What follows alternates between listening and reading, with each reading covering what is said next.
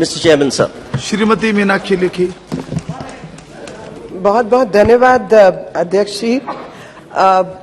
अपनी मुद्दे की बात कहने से पहले मुझे लगा कि दिल्ली के जो 1/4 मुख्यमंत्री हैं वो कहानियां सुनाते, तो मैं भी आज एक शीश महल में रहने वाले नवाबजादे की कहानी दिल्ली की जनता को और देश की जनता को सुनाना चाहती हूं, क्योंकि मुझे लगता है कि यहाँ इस जगह पर बैठे हुए, संसद में बैठे हुए बहुत से लोग हैं शायद अनभिज्ञ हैं इस कहानी के बहुत सारे रहस्यों से, और जिसमें ये रहस्य है कि एक आम आदमी का नाम और वेशभूषा धारण करते करते कोई शीश महल में रहने वाला नवाबजादा कैसे बन गया।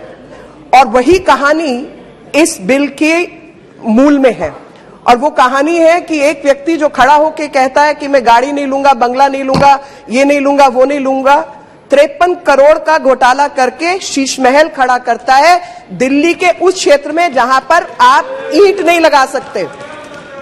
6000 करोड़ से ऊपर का बजट है, 6000 करोड़ से ऊपर का बजट है, 6000 करोड़ से ऊपर का बजट दिल्ली के फ्लड डिपार्टमेंट का है।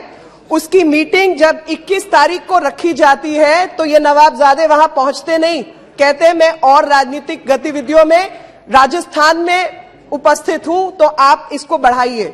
उसकी तारीख 23 की जाती है, 23 को भी ये उस वहां पर नहीं पहुंचते, फिर उसको बढ़ाकर 26 या 30 की जाती है और उसमें कहा जाता है कि मेरे जगह पर, मेरे बिहाफ पर आतिशी मरलेना इसको अटेंड करेंगी। आतिशी मरलेना जो दूसरी मंत्री हैं वो भी नहीं पहुंचती 30 तारीख को, और उस तारीख को बढ़ाकर 6 तारीख को कर दिया जाता है जब दिल्ली के अंदर कम पानी छोड़ने पर बाढ़ आ जाती है। 2 साल से दिल्ली फ्लड कंट्रोल डिपार्टमेंट की मीटिंग ही नहीं हुई, और जब 3 लाख क्यूसेक के आसपास पानी छोड़ा गया, दिल्ली में बाढ़ आ गई, 8-8 लाख क्यूसेक पानी दिल्ली में छोड़ा गया, तब बाढ़ नहीं आई। ये बात मैंने इसलिए शुरू की कि आज जब यहां बैठे हुए लोग जिक्र करते हैं दिल्ली का, तो वो भूल जाते हैं कि दिल्ली राज्य नहीं है। और इसीलिए मैंने कहा 1/4 मुख्यमंत्री, क्योंकि पहले तो आधी ताकत कोर्ट ने ही मान लिया कि law and order, land, all these issues will go to central government. ले दे के एक विषय बचा था जिसके ऊपर सारा झगड़ा है, सारा मामला फंसा सर्विसेज के ऊपर।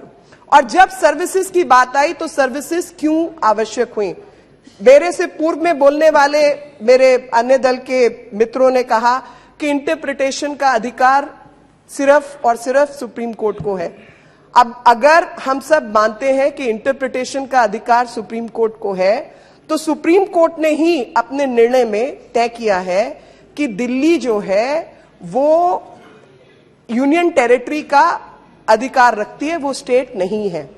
और यूनियन टेरिटरी चाहे दिल्ली हो या पौंडीचेरी हो, सेंटर का उसमें अधिकार है। और जब विल ऑफ द पीपल की बात आती है तो प्रेसिडेंट ऑफ इंडिया से बड़ा तो विल ऑफ द पीपल कोई और रिप्रेजेंट नहीं करता। प्रधानमंत्री से बड़ी विल तो एक शहर का मुख्यमंत्री रिप्रेजेंट नहीं करता, जहां पर 7 सांसदों को चुनकर भी इसी दिल्ली की जनता ने भेजा है। तो जब ऐसी ऐसी मुश्किलें आती हैं दिल्ली में, मैं कोविड याद दिलाना चाहती हूं या बैठे हुए सब लोगों को, पूरे देश की रिक्वायरमेंट कोविड से पहले ऑक्सीजन की 972 मेट्रिक टन थी, पूरे देश की, जो लिक्विड ऑक्सीजन की, लिक्विड मेडिकल ऑक्सीजन चाहिए होती थी, एलएमओ की। कोविड आया, भाई साहब ने एक तो अस्पताल नहीं बनाया, किसी की कोई मदद नहीं की, भोजन की व्यवस्था नहीं की, कोई काम नहीं किया।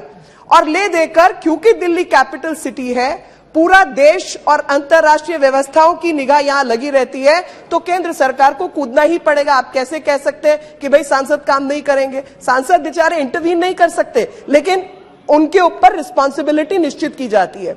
जब रिस्पॉन्सिबिलिटी निश्चित की जाती है तो केंद्र सरकार ने सुप्रीम कोर्ट में कहा कि भाई 972 मैट्रिक टन दिल्ली के लिए बहुत अधिक है, हम इतनी सिर्फ दिल्ली को नहीं दे सकते, पूर्वोत्तर के राज्यों से जहां पर आयरन एंड स्टील मैन्युफैक्चरिंग होती है, वहां से ऑक्सीजन को काट करके लाना दिल्ली। और आप अंदाजा लगाइए कि केंद्र सरकार ने क्या कुछ नहीं किया।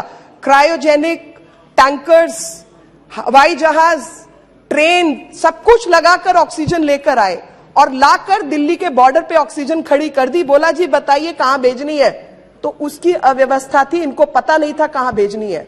और जो प्राइवेट अस्पतालों की अपनी व्यवस्था थी ऑक्सीजन लाने की, खरीदने की, उसको तहस नहस करके इन्होंने सरकारी अस्पतालों में वहां पर भेज दिया जहां पर कोई व्यवस्था खड़ी नहीं की थी।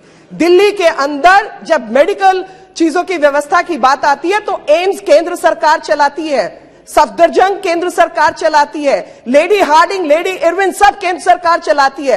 कई लाख करोड़ रुपए का खर्चा केंद्र सरकार करती है, अर्बन डेवलपमेंट मंत्रालय करता है। जब इनको कहा गया G20 है, सड़कें ठीक कर लो, तो कहते हैं हम पैसे नहीं देंगे। 700 करोड़ रुपया रोड ट्रांसपोर्ट मंत्रालय ने दिल्ली को दिया है। तो अब आप पूछते हैं कि दिल्ली के अंदर केंद्र का हस्तक्षेप कैसे? दिल्ली के अंदर केंद्र के हस्तक्षेप के बिना दिल्ली चल ही नहीं सकती, क्योंकि शीश महल में रहने वाले नवाबजादे ने 13,500 करोड़ रुपया सिर्फ होर्डिंग पोस्टर के ऊपर खर्च करना तय किया है।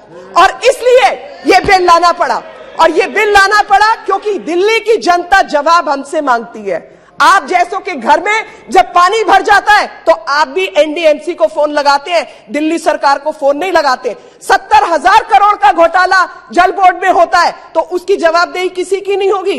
इस एक्ट के, इस बिल के मूल में जो भावना है वो भावना यही है कि एक व्यक्ति, सबने जिम्मेवारियों की और तमाम चीजों की बात की, एक व्यक्ति नवाबजादा बन गया है आम आदमी कहते कहते, और वो भूल गया है कि चुने हुए नेता, चाहे कॉरपोरेटर हो, चाहे लेजिस्लेटिव असेंबली से एमएलए हो, चाहे एमपीज हो, सबकी जवाबदेही अपने लोकतंत्र में बैठे हुए व्यक्ति के प्रति है। और यहां पर अपनी सब चीजों से हाथ जोड़कर कह देना कि भैया केंद्र की सरकार काम नहीं करने देना चाहती, हम तो करना चाहते हैं। तो मैं इनसे पूछना चाहती हूं, जैसे इससे पहले मेरे कई मित्रों ने कई सारे उदाहरण दिए हैं, मैं उन उदाहरणों पर नहीं जाऊंगी, पर एक रैपिड रेल ट्रांसपोर्ट सिस्टम के लिए इनके पास 400 करोड़ रुपया नहीं है, तो कौन काम नहीं करने दे रहा? एक तरफ कहते हैं हमने इतने स्कूल बना दिए, कॉलेज बना दिए, केंद्र सरकार के खड़े हुए कॉलेजेस और स्कूल्स वो केंद्र सरकार ने बना के दिए। 300 500 करोड़ केंद्र सरकार ने लगाया, जाके अपनी फट्टी टांग के आ जाते हैं। तो अब ये सब अगर केंद्र सरकार करेगी तो काम करवाने का अधिकार भी उसके पास है। और इसके मूल में असली कहानी शीश महल की कहानी है। असली कहानी विजिलेंस और नॉन विजिलेंस रिलेटेड मैटर्स की कहानी है। असली कहानी है कि बिना, आप बताइए, मुझे नहीं मालूम, सबको बहुत एक्सपीरियंस है, वैसे राज्य सरकारें चलाई हैं, और जब ये लोग मोरालिटी की बात करते हैं तो मैं याद दिलाना चाहती हूं कि 90 बार 356 को इस्तेमाल करके चुनी हुई राज्य सरकारों को जिन लोगों ने डिसमिस किया वो कॉन्स्टिट्यूशनल मोरालिटी की बात ना करें तो बेहतर है।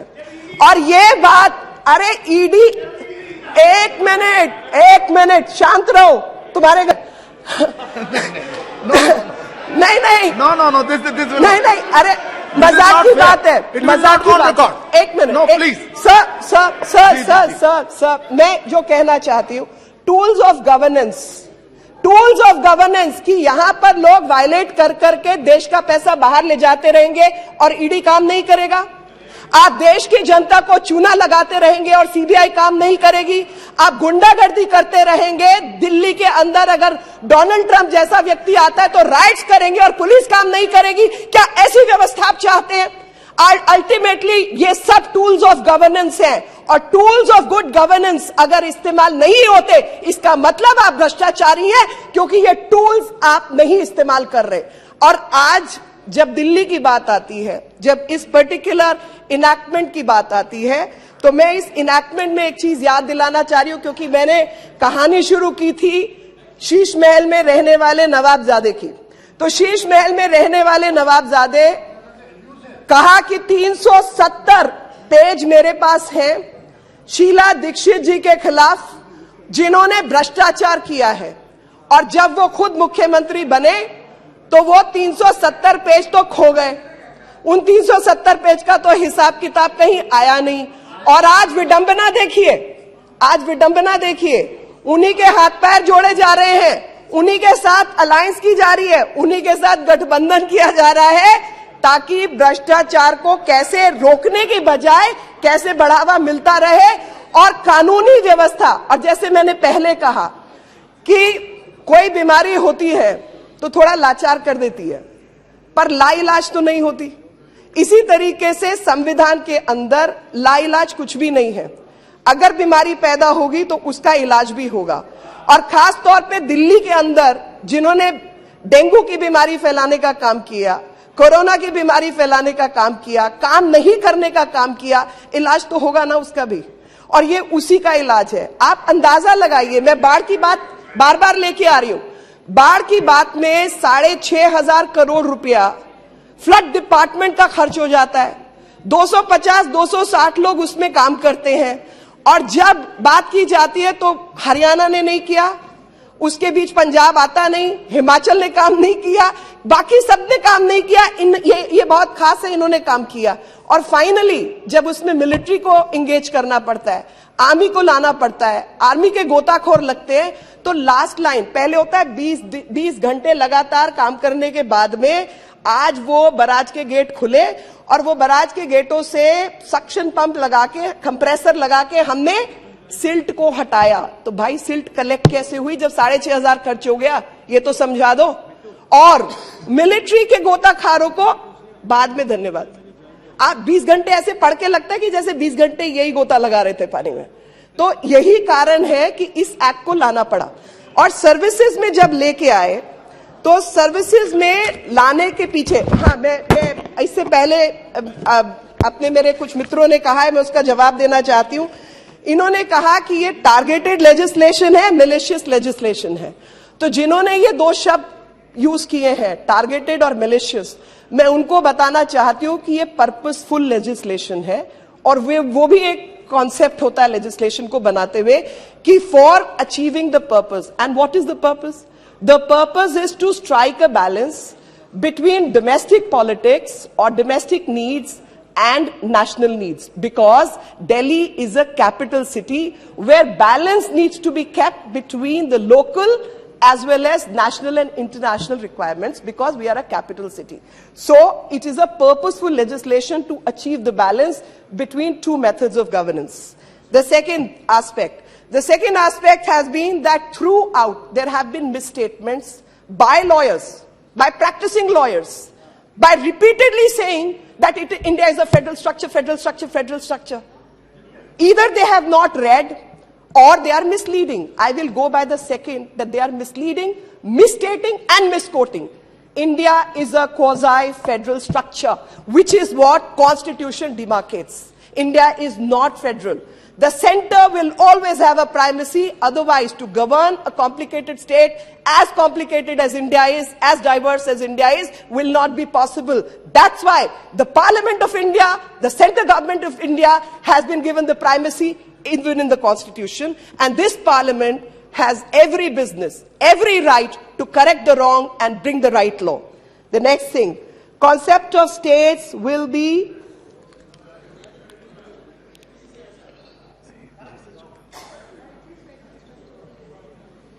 power and responsibility. I'm purposely addressing what the argument have come from the other side. So power and responsibility. I would say if a person by whichever method has come to power and becomes irresponsible, will the parliament, I'm so sure will of the people, we have also seen ballots being rigged. So don't tell me whichever you don't understand. We also understand how panchayat elections have been conducted in West Bengal. So don't tell me all this. I think people of this country are mature enough. So